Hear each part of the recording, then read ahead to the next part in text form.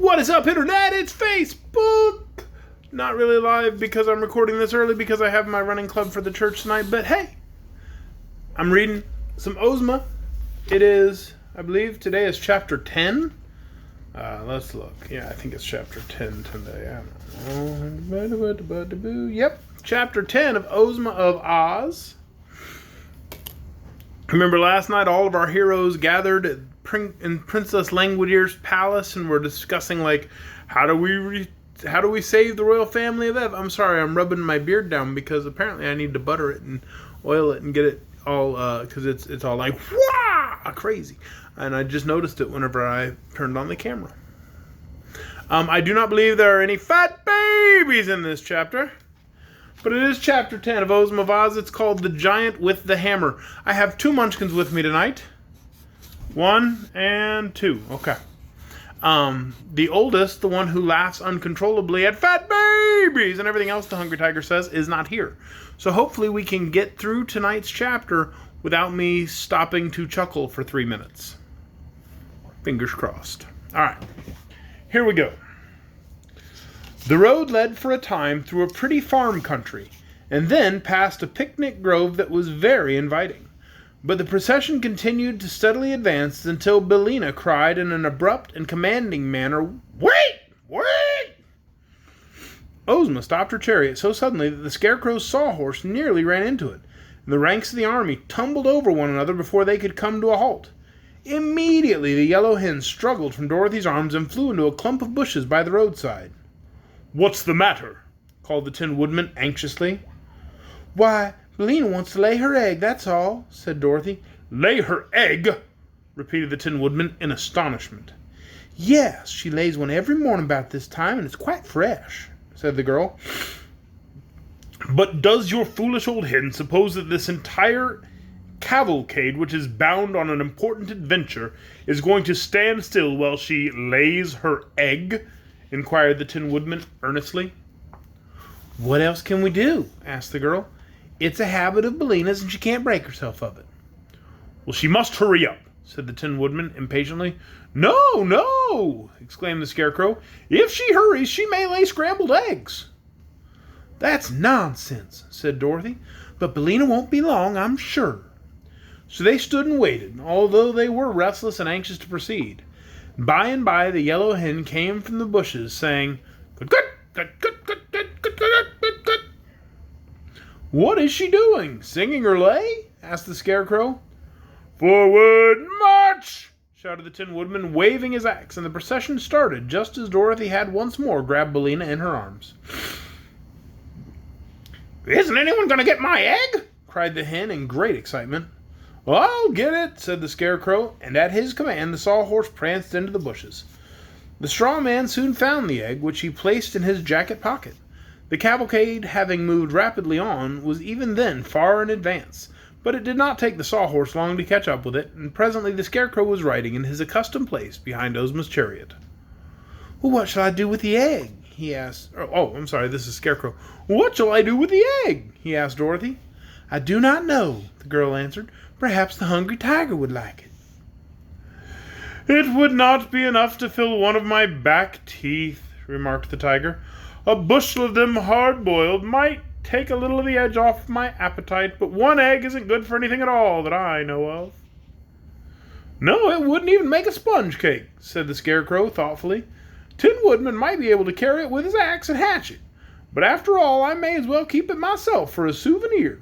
So he left it in his pocket. They had now reached the part of the valley that lay between the two high mountains which Dorothy had seen from her tower window.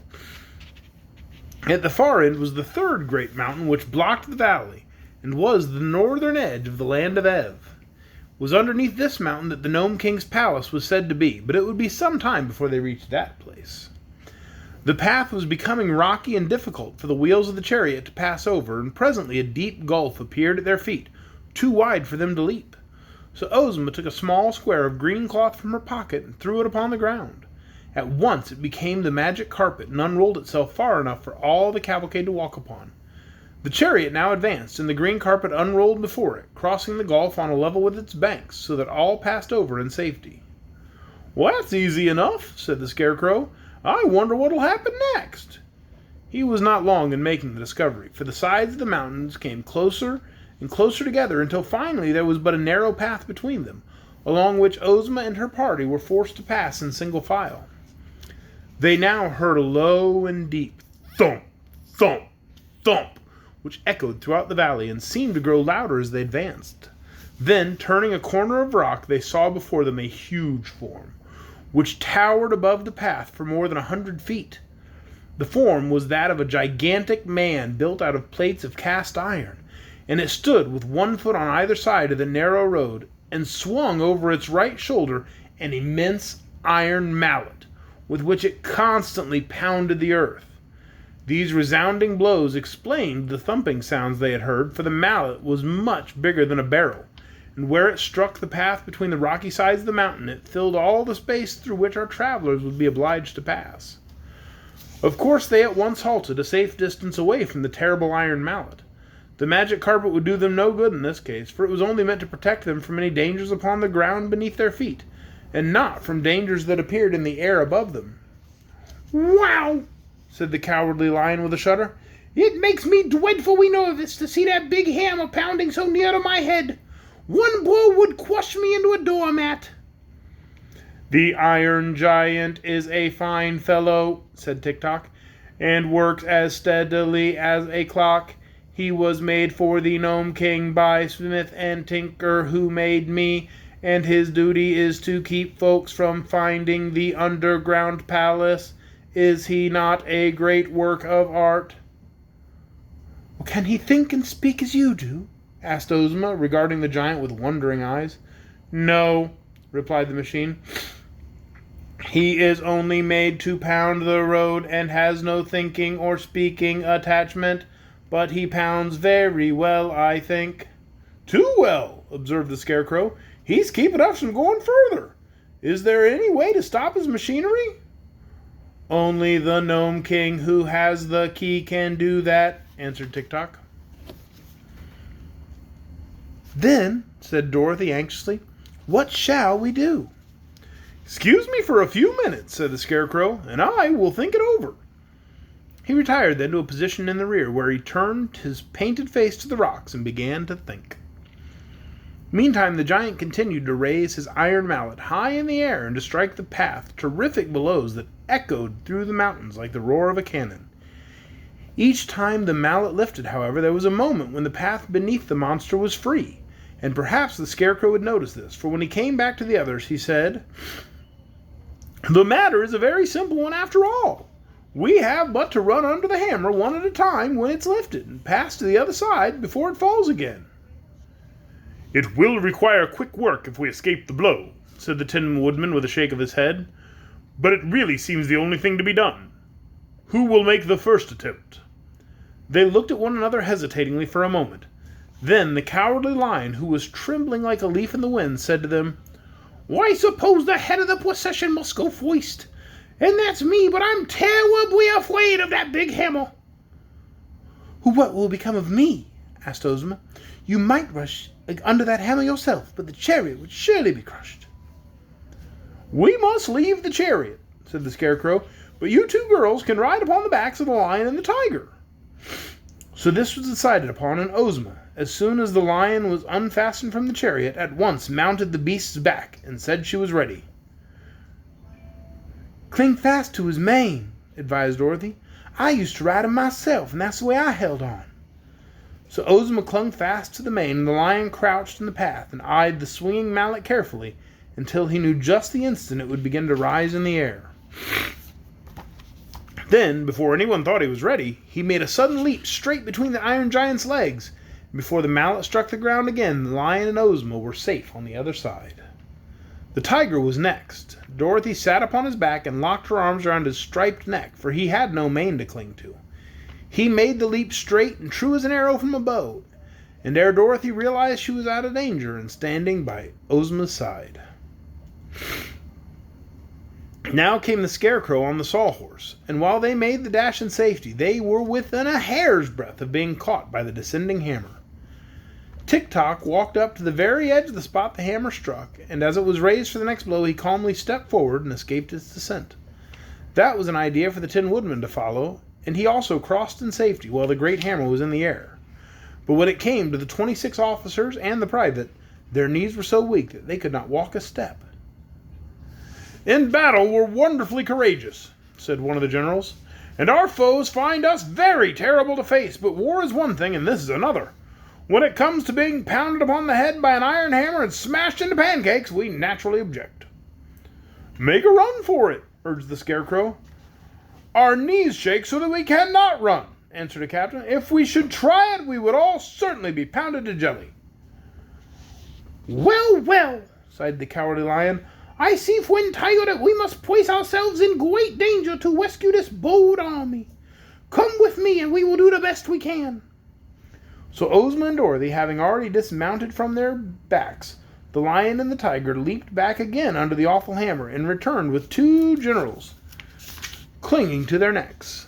They repeated this daring passage 12 times, when all the officers had been carried beneath the giant's legs and landed safely on the further side.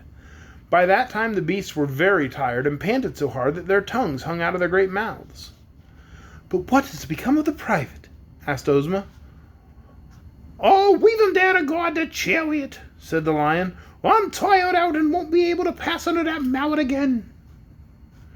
The officers at once protested that they must have the private with them, else there would be no one for them to command. But either the lion or the tiger would go after him, and so the Scarecrow sent the Sawhorse. Either the wooden horse was careless, or it failed to properly time the descent of the hammer, for the mighty weapon caught it squarely upon its head, and thumped it against the ground so powerfully that the private flew off its back high into the air and landed upon one of the giant's cast-iron arms. Here he clung desperately while the arm rose and fell with each one of the rapid strokes. The Scarecrow dashed in to rescue his Sawhorse and had his left foot smashed by the hammer before he could pull the creature out of danger. Then they found that the Sawhorse had been badly dazed by the blow, for while the hard wooden knot of which his head was formed could not be crushed by the hammer, both his ears were broken off, and he would be unable to hear a sound until some new ones were made for him. Also, his left knee was cracked and had to be bound up with a string. Billina having fluttered under the hammer, it now remained only to rescue the private, who was riding upon the iron giant's arm high in the air. The Scarecrow lay flat upon the ground and called to the man to jump down upon his body, which was soft because it was stuffed with straw. This the private managed to do, waiting until the time when he was nearest the ground, and then letting himself drop upon the Scarecrow. He accomplished the feat without breaking any bones, and the Scarecrow declared he was not injured in the least. Therefore the Tin Woodman, having by this time fitted new ears to the Sawhorse, the entire party proceeded upon its way, leaving the giant to pound the path behind them. And that is the end of Chapter 10 of Ozma of Oz, the Giant with the Hammer. That's a pretty cool chapter. I like the part where the private's up in the air going, help, I'm stuck on this dude's arm. And I liked that the Cowardly Lion talked a lot in this chapter. And I liked that the Hungry Tiger didn't try to eat nothing. Because, last chapter he tried to eat old Nanda, and he's like, won't you please give me permission to eat you? And I was like, oh no, bad move. We will be back tomorrow night, Wednesday night or Friday night. I don't know. I can't. Quarantine brain has me. I don't even know what day it is. Tomorrow is Friday. We will be back on Friday night for Chapter 11 of Ozma of Oz. And Chapter 11 is called The Gnome King. So I think we're going to get to meet the Gnome King finally. Good night, everybody.